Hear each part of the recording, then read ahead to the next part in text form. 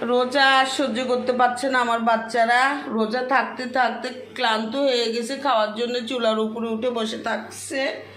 হ্যাঁ, ওদের মাংস সিদ্ধ দিয়েছি, মুরগির গোস্ত, ওরা খাবে এখন। মা, রোজা থাকতে থাকতে খুব কষ্ট হচ্ছে মা তোমার। ও মা, মা রোজা থাকতে পারছো না আর পেটে খুব ক্ষুধা লাগছে মা। হ্যাঁ, খিদে লাগছে মা। আয় পুটু, এদিকে আসো। খুব খিদে লাগছে মা।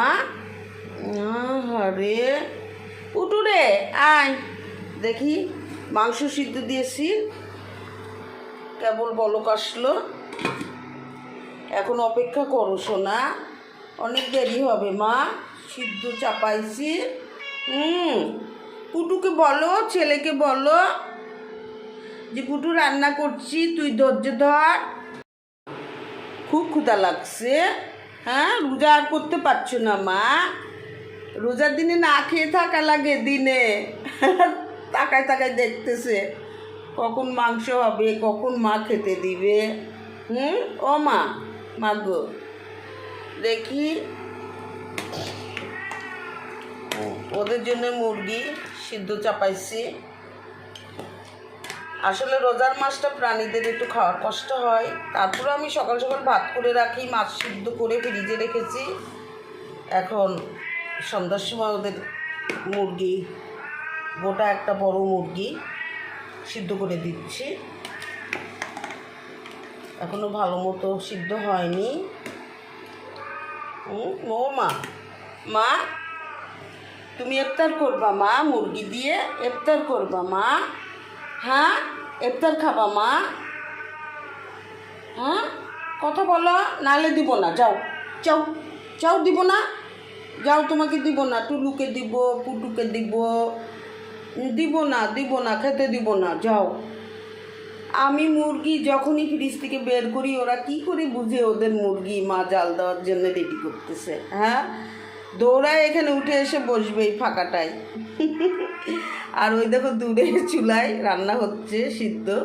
কারেন্টের চুলা তো খুব সাহস, দেখে যে এটা দিয়ে আগুন বের হয় না, তাপ লাগে না। ওরা যে কি চালাক, খুব চালাক মা তুমি।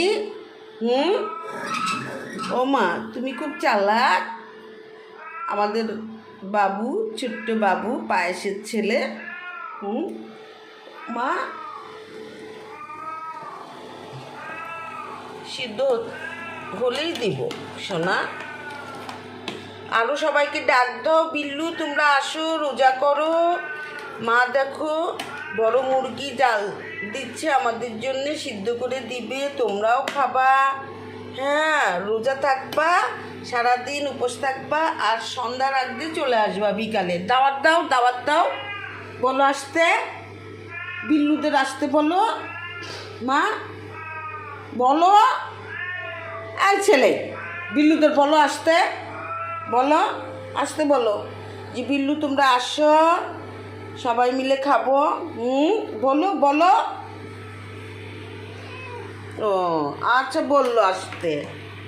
ও খুব আস্তে আস্তে কথা বলে, খুব নিরীহ আমার বাচ্চাটা। হ্যাঁ, বললো আসো তোমরা সবাই খেতে আসো। যতক্ষণ সিদ্ধ না হবে, চুলা বন্ধ না করব, ততক্ষণ পর্যন্ত এখানে বসে থাকবে। বসে থাকো। হ্যাঁ।